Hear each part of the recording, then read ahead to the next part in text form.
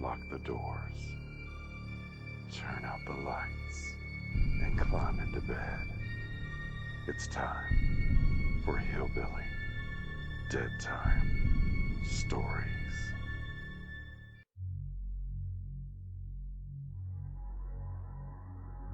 Any type of building or structure can be haunted. It can be a personal dwelling, such as the house or an apartment, as well as a business.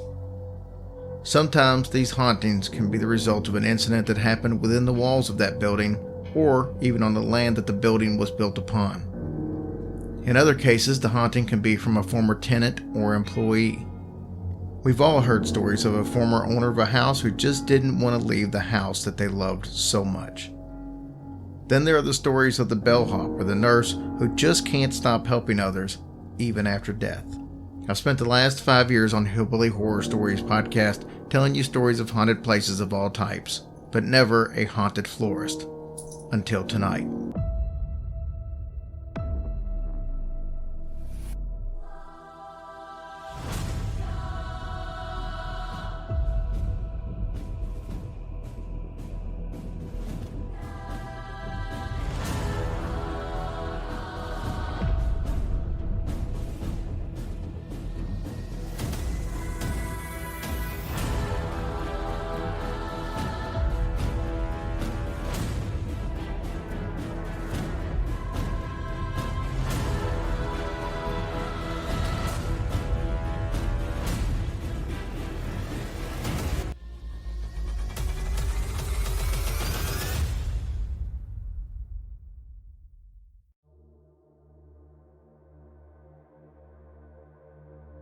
One of the Pittsburg area's longest-lasting floral shops was Michael Blaha Flowers. Though recently closing, it enjoyed over 120 years of longevity.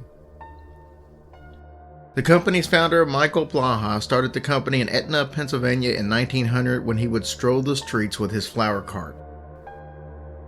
David Cornley would eventually decide to start his own flower shop. He would often look at the building on Bridge Street and think about what a wonderful location this would be. But he decided that it would not be a smart move to compete with the well-established Michael Blaha's Flowers on Butler Street. After some thought, he bought Blaha's Flowers and moved it to the Bridge Street location. At this time, the building's owner, Kevin Burke, told David, "I'm not going to lie to you, the building is haunted." David was from the area and he had heard the rumors of a little boy by the name of Peter who had haunted the building for well over 100 years. David said that he never believed in any of the rumors and that ghosts didn't bother him anyway. His opinion would soon change. The exact history of the building is unclear, but we know that it has been the Colonial House Hotel, later a tavern and restaurant, and at one time a bordello. Peter was the 8-year-old illegitimate child of one of the bordello's workers. He and his mother resided on the 3rd floor. The story goes that Peter wasn't allowed out much, but somehow was able to obtain some firecrackers. While playing with these firecrackers, he caught the building on fire and was subsequently killed in that fire. Kevin Burke found evidence of this fire when he remodeled the 2nd and the 3rd floor apartments. Peter's spirit is apparently still frightened of fire. A tenant that was living on the 3rd floor was using a kerosene heater. He kept the kerosene on the 2nd floor, which was vacant, as a safety measure. One day the tenant found the pump in a 2nd floor sink, but the actual kerosene can was in the basement. When the tenant asked Burke if he didn't agree with how he was storing the kerosene, he was perplexed. When informed that the can was found in the basement, Burke commented that he had not moved the can to the basement. Peter's pranks were always of a mischievous nature, never malicious. He likes to rearrange and play with things, and has even touched several tenants. The Vecchio sisters, who ran an antique shop called Echoes in the building from 1977 to 1982, had their fair share of experiences. People in their shop would get cold for no reason, have their hair tugged on, or see a rocking chair rock on its own accord. Items in the store were continually misplaced, candles turned over, and pages torn out of workbooks. Once a heavy workbook that had been on the wall was found on the floor 7 feet away. On one occasion, a small tree with animal ornaments was seen violently shaking.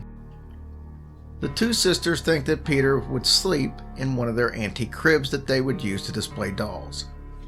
They would come in early in the morning to find the dolls in disarray and the blanket that was folded hanging on the rail of the crib lying on the floor. Originally, the spirit was named Ralph, but a 9-hour visit from a medium determined that his name was Peter. David Cornley said that a month before his grand opening, he placed a paper sign on the window announcing that Michael Blaha Flowers was relocating to this location. David said it was perfectly straight and very well secured when he left for the evening. The next day, the sign looked like it had been removed and put back up by a child. The sign was all wrinkled and crooked. Peter apparently also likes electronics. David said that he had a brand new answering machine when he moved into the building. It worked fine, we moved in, and then it suddenly wouldn't work at all. They had the phone company out 3 or 4 times to no avail. Eventually, the answering machine became covered up with papers and such after the first few months of business.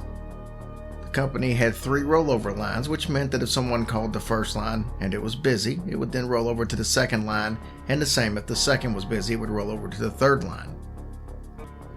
On Mother's Day, the third line started ringing, but there was no one to answer it. Much to David's surprise, the answering machine kicked on. It had never worked before. David Cornley likes to tell the story of the missing stuffed animal. They had 2 stuffed mother dogs and 2 puppies. They had sold a mother and 2 puppies. He came in one morning and didn't see the other mother dog, and he asked who sold it. His staff replied that they thought he had sold it. They looked all over the shop and could never find it. Approximately 8 months later, David was upstairs and he found the dog in a plastic bag. No one had been up there. I guess even ghost children want to have pets.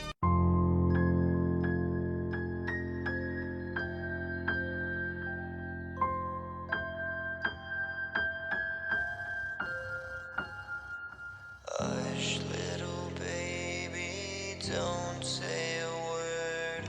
Or Daddy has to fight off a zombie herd. And once that zombie herd is dead, Daddy has to hack off the devil's head. And if that devil's head gets hacked, Daddy has to hunt down a werewolf pack. And when that werewolf pack goes down, Daddy has to slaughter an evil clown. And after the evil clown is killed, Daddy has to take on a vampire